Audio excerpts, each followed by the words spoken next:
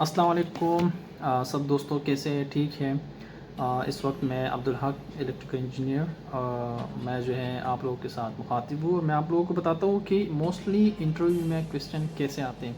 जब पाकिस्तान से, इंडिया से, किसी भी मुल्क से लोग जब आते हैं यहाँ पे, तो वो जो है यहाँ पे इंटरव्यू के लिए जाते हैं, तो उसको बेसिक्स जो क्वेश्चन होते हैं ना, तो उसको कुछ ख़ास पता नहीं होता। तो मोस्टली क्वेश्चन जो आज मेरे साथ हैं, क्योंकि मेरा 6 ईयर यहाँ पे ऑलमोस्ट कंप्लीट हो गया, तो मैं मतलब जितने भी इंटरव्यू के लिए गया हूँ, तो इस इंटरव्यू में जितने भी क्वेश्चन मुझसे किए गए, मैं आप लोगों के साथ वो शेयर करना चाहता हूँ ताकि आप लोगों के भी काम आ सके। तो सबसे पहले जो इंटरव्यू के लिए जाना है, तो मैं आप लोगों के साथ मैं पहले वीडियो में बता चुका हूँ कि आप लोगों को पहले क्या करना है। आप लोगों को करना ये है कि वेल ड्रेस में जाना है।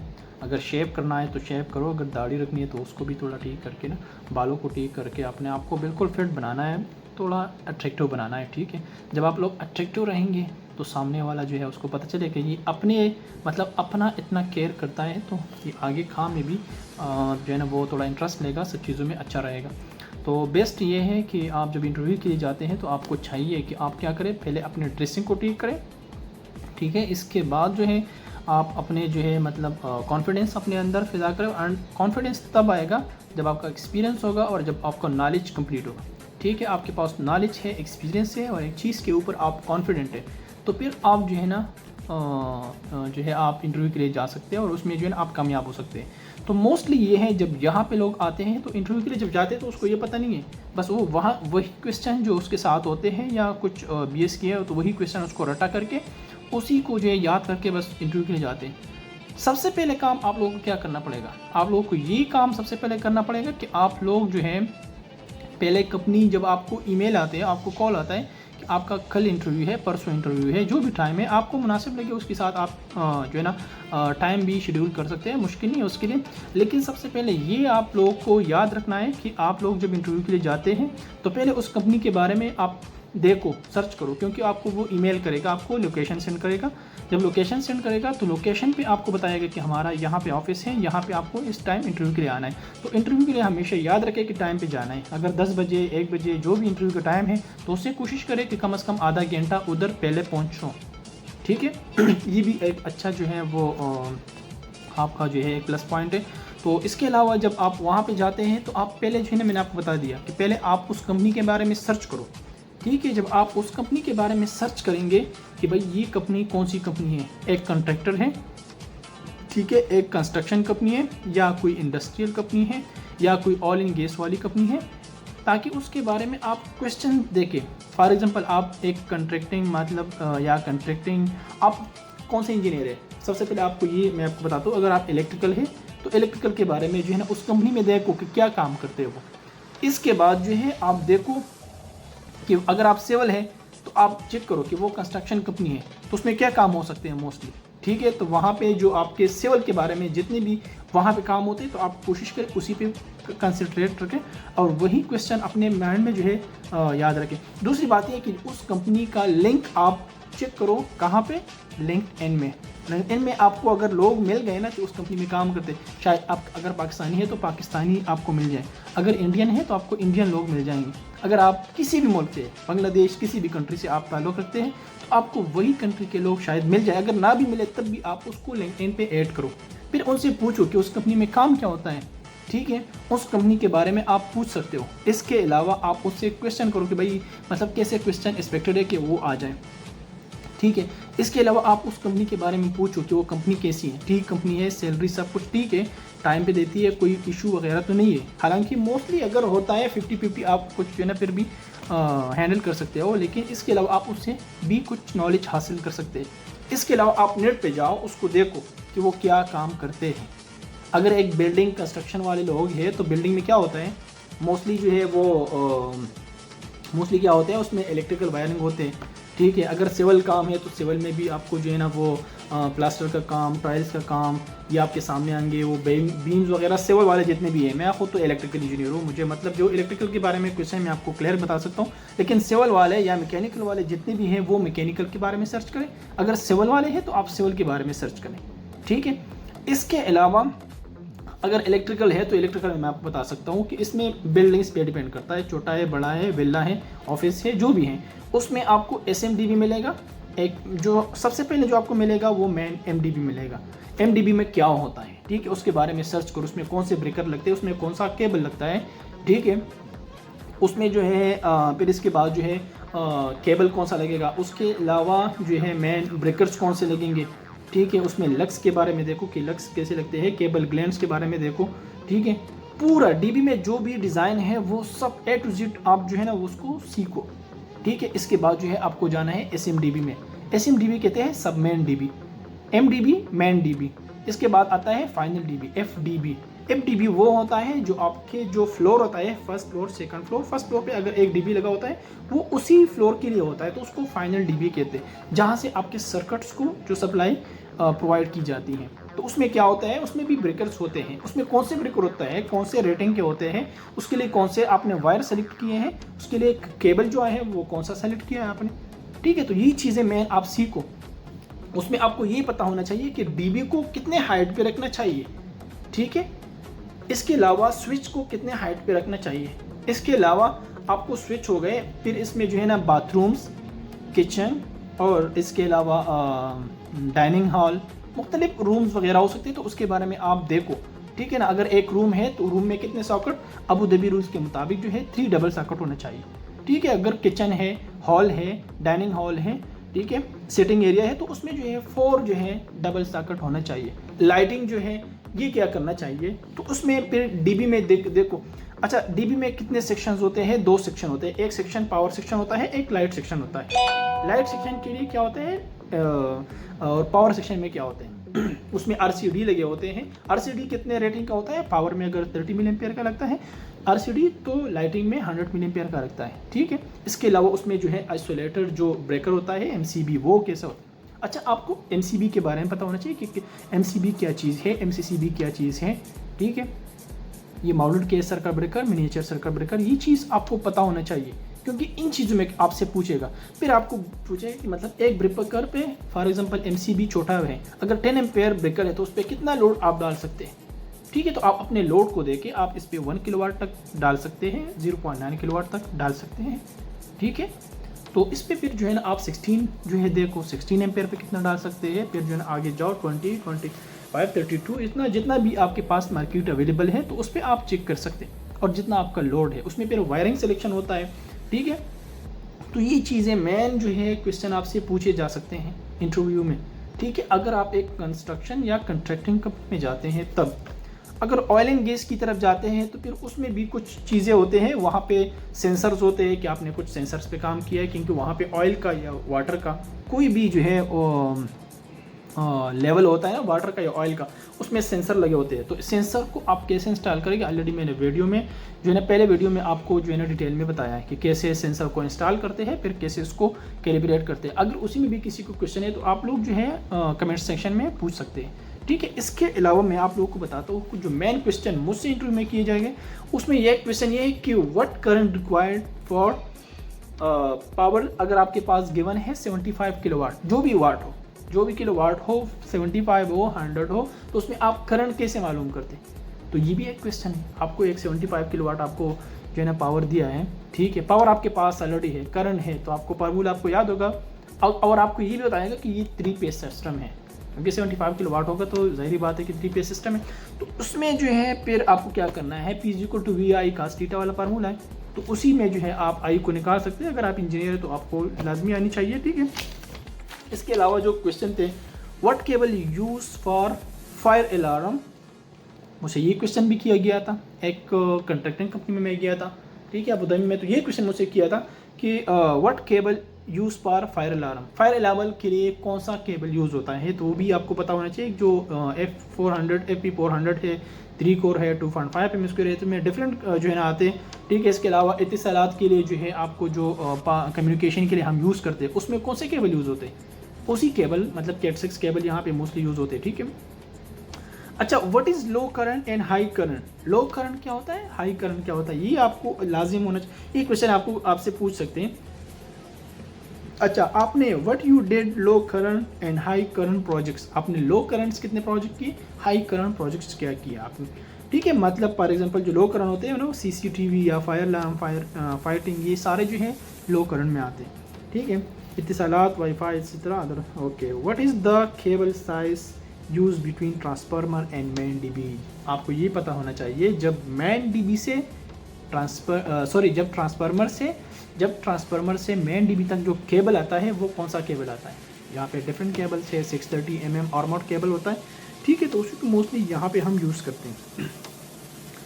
अच्छा, ये क्वेश्चन मोस्टली आपसे पूछते हैं कि आप जब आते हैं तो आपका पहले इंट्रोड्यूस योर सेल्फ, अपने आप को इंट्रोड्यूस करना है। जैसे मैंने अपने पहले इंटरव्यू में आपको बताया, वीडियो में बताया कि मतलब पहला जो है आपको इंट्रोड्यूस करना है अपने आप को, अपने नॉलेज के बारे में, अपने एक्सपीरियंस के बारे में।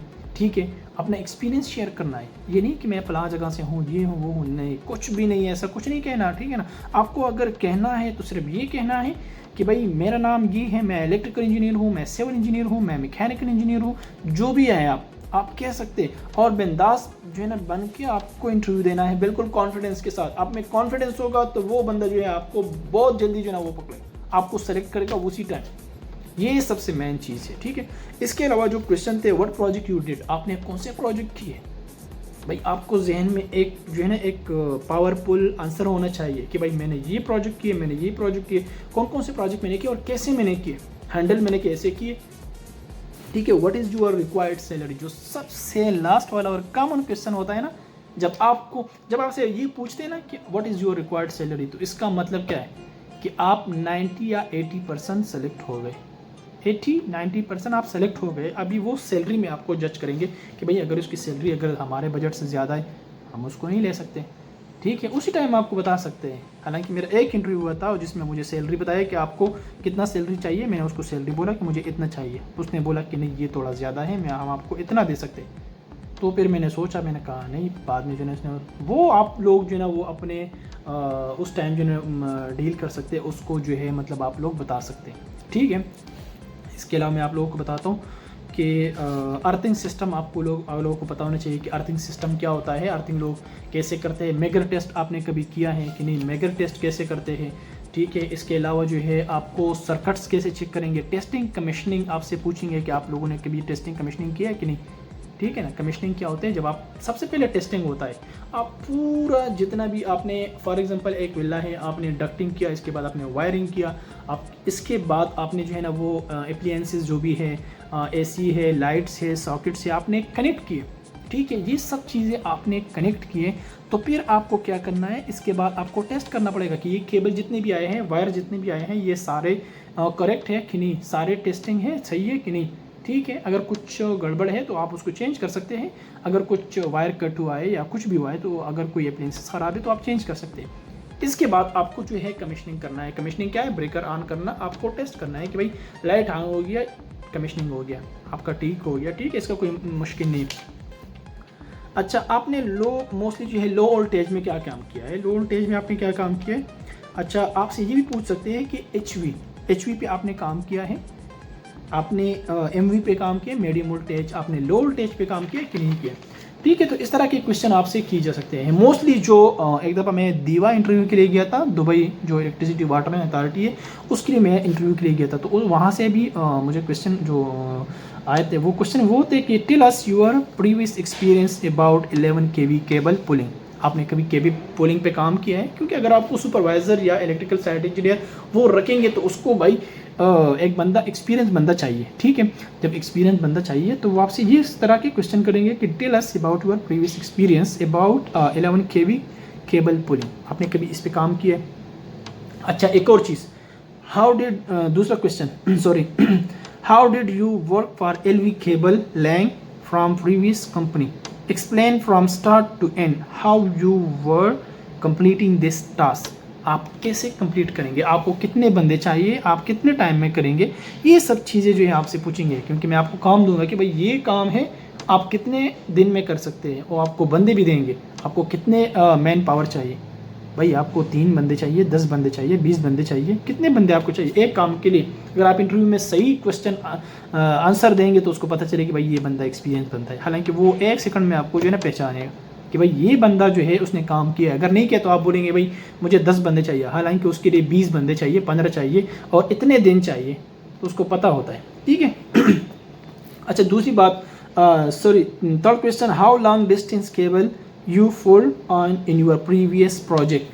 आपने कितने केबल फुलिंग किया है, मतलब कितने किलोमीटर में, मीटर में, कितना आपने जो है केबल पे काम किया है, ठीक है। एक तो ये है कि मैक्सिमम मैं आप लोगों को बताता हूँ, जो हमारे पास रोल्स यहाँ पे आते हैं तो वो मैक्सिमम 500 मीटर रोल्स होता है, ठीक है। आपसे ये क्वेश्चन मोस्टली मुझसे एक क्वेश्चन किया था कि आपने केबल जॉइंटिंग पे काम किया है, तो केबल जॉइंटिंग कैसे होते हैं, क्योंकि अगर आप साइड पे इंजीनियर हैं तो आपको पता होना चाहिए कि केबल जॉइंटिंग है क्या चीज़ और कब हमें ज़रूरत पड़ती है। बेंडिंग में ज़रूरत पड़ती है, केबल अगर ख़त्म हो गया तो ज़रूरत पड़ती है, ठीक है ना। अगर अब एक रोल हमारे साथ, ये मैं आपको बताता हूँ कि 500 मीटर होता है, ठीक है। जो रोल होता है ना वो एक 500 केबल होता है। इसके अलावा जो है उस टाइम आपको जो है ना वो केबल जॉइंटिंग की ज़रूरत पड़ती है, क्योंकि आपको किलोमीटर्स में आपका अगर लॉन्ग डिस्टेंस पे आपको केबल लेंग करना है तो वो तो फिर आपको लाजमी करना है, ठीक है। दूसरा, how many people and what you need more to full 11 kV cable and how many days it will need to finish, जो मैंने अभी आप लोगों को बता दिया,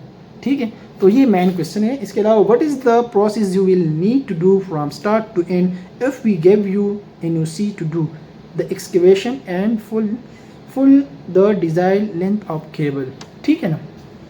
एक ये क्वेश्चन हो गया।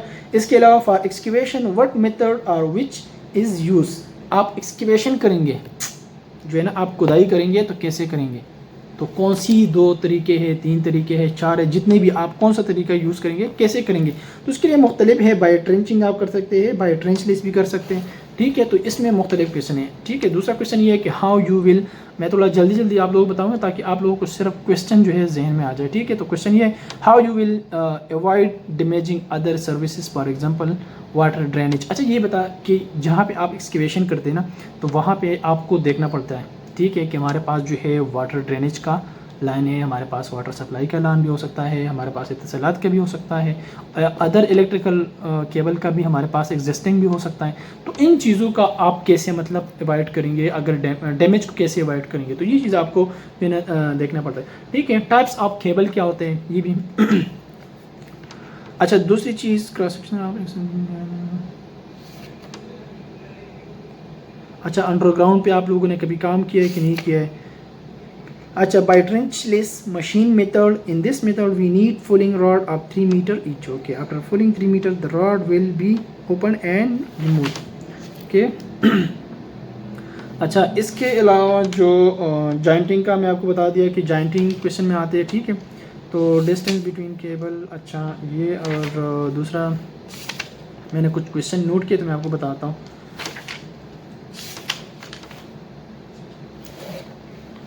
दूसरी बात यह है कि आप एक बिल्डिंग में हैं या विला में हैं, आप अंदर जो है चेक करेंगे ना, स्टेटस चेक करेंगे, मतलब स्विच का या सॉकेट का करंट जो करेक्ट कनेक्शन है उसका कनेक्शन करेक्ट किया है या गलत किया है, आप कैसे चेक करेंगे। ये टेस्टिंग कमीशनिंग में आते हैं सारी चीज़ें, तो आपको देखना पड़ता है, ठीक है।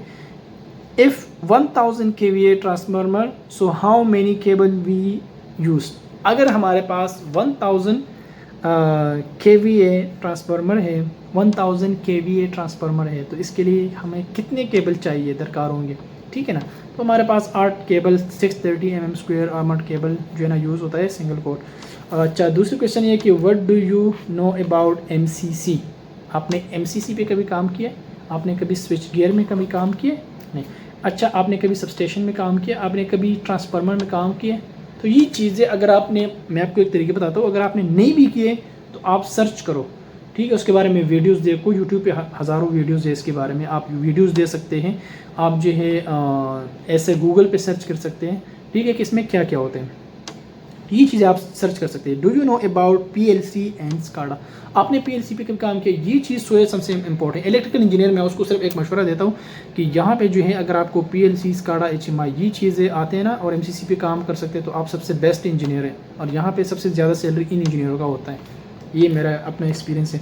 अच्छा SCADA जो हाउ मेनी स्टेप्स पर LDN, आप LDN के लिए ठीक है ना, लोड डिमांड नोटिफिकेशन होता है, इसके लिए कितने स्टेप्स होते हैं। इसके अलावा आप अच्छा वो आइलेट्स के बारे में पूछा, पता नहीं क्या, वो तो पहले भी क्वेश्चन किया था मुझसे। What do you did as a operation engineer, अगर आप किसी ऑयल एंड गैस कंपनी में काम करते तो आप ऑपरेटर भी काम कर सकते हैं, इलेक्ट्रिकल ऑपरेटर या इलेक्ट्रिकल ऑपरेशन इंजीनियर, ठीक है। तो ऑपरेशन में कैसे काम करेंगे, फॉर एग्जाम्पल वहाँ पे अच्छा शटडाउन पे कभी काम किया है, तो शटडाउन में भी क्वेश्चन कर सकते हैं, क्योंकि कुछ देर के लिए वो शटडाउन करते हैं, इलेक्ट्रिकल को ऑफ करते हैं, ठीक है। तो उसी टाइम उसको कुछ काम करना पड़ता है, उसको कुछ चेंजेस करने पड़ते हैं, तो वो चीज़ें आपको जो है ना वो लोटो इस्तेमाल करना है, लग आउट टेक आउट की चीज़ें लाजिम इसमें होना चाहिए, ठीक है। तो इसके अलावा आपको फीडर फिलर के बारे में पता होना चाहिए, ठीक है। फीडर फिलर के टाइप्स कितने हैं, ये एसटी क्या होता है, ठीक है ना, सर्विस टेरेंट, फीडर फिलर, पीयू क्या होता है, पैकेज यूनिट होता है, ये सारे इलेक्ट्रिकल में आते हैं, ठीक है। और जो एक क्वेश्चन था मैं आप लोग बताता हूँ, यहाँ पे मैंने नोट किया था। अच्छा, दूसरा क्वेश्चन है, अगर हमारे पास ट्रांसफार्मर आप कैसे डिज़ाइन करेंगे। ट्रांसफार्मर डिज़ाइन जो है सबसे इजी है, कुछ ख़ास यानी आपके पास जो है पावर होना चाहिए, ठीक है। पावर चेक करना पड़ेगा कि अगर आपका लोड इंडक्टिव है तो वो सब चीज़ें आपको देखना पड़ता है, ठीक है। तो इसमें जो है आपके पास पावर होना चाहिए, अगर आपके पास ठीक है पावर है, फॉर एग्जांपल 100 किलोवाट है या जो भी है, तो आप ट्रांसफार्मर इससे इजीली आप डिज़ाइन कर सकते हैं, क्योंकि हमारे पास फार्मूला है P=VI cos थीटा। तो ये VI क्या है, इसको किलोवाट KVA में लिखो, ठीक है, और किलोवाट लोड लिखो, तो उसका फार्मूला ये है कि मैं आप लोगों को बता सकता हूँ, ये वाला। अच्छा, यहाँ पे तो खैर सी नहीं आएगा, मैं आपको पिक्चर में बताऊँगा फिर। KVA is equal to kilowatt divide by power factor. Kilowatt जितना पावर है उसको पावर फैक्टर पे डिवाइड करो, तो आपके पास ट्रांसफार्मर रेटिंग आ जाएगा, ठीक है।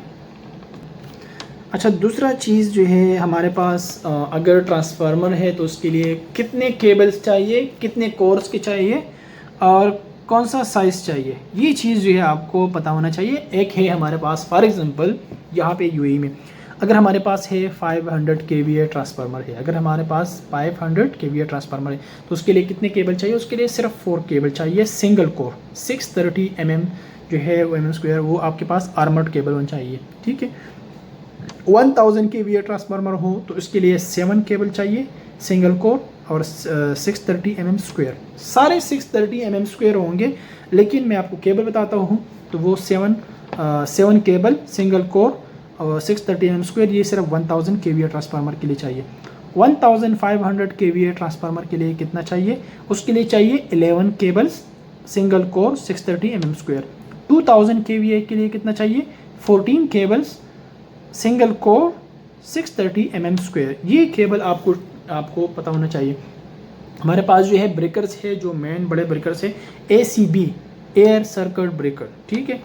तो ये जो है इसके पास हमारे पास 2 टाइप्स के होते हैं, एक फिक्स टाइप है और एक रिकाउट है। तो ये चीज़ें आपको जो है ना पता होना चाहिए। दूसरी बात है कि हम ब्रेकर कब यूज़ करते हैं, हमारे पास ACB हम कब यूज़ करते हैं, हमारे पास जो है अगर MCB है, MCCB है, तो हम कब यूज़ करते हैं। अगर हमारा जो लोड है, ठीक है, 800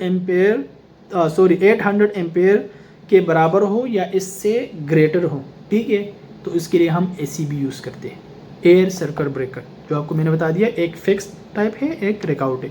दूसरा है अगर बिलो 800 एम्पेयर हमारे पास लोड है, तो उसको जो है हम MCCB यूज़ करते हैं, mount case circuit breaker. Below 100 ampere हो तो हम MCB यूज़ करते हैं, मिनिएचर सर्किट ब्रेकर, ठीक है। मैक्सिमम लिमिट आप केबल इस फ्रॉम 500, मैं आप लोगों को बता चुका हूँ ऑलरेडी। इसके अलावा अगर हाउ टू सेलेक्ट ट्रांसफार्मर, ये भी आप लोगों को मैं बता दिया कि KVA है, रेटिंग है, KVA रेटिंग मल्टीप्लाई करो, ठीक है, 0.8 KVA रेटिंग, फॉर एग्जांपल आपके पास KVA रेटिंग कितना है, मैक्सिमम कैपेसिटी इन किलोवाट, ठीक है।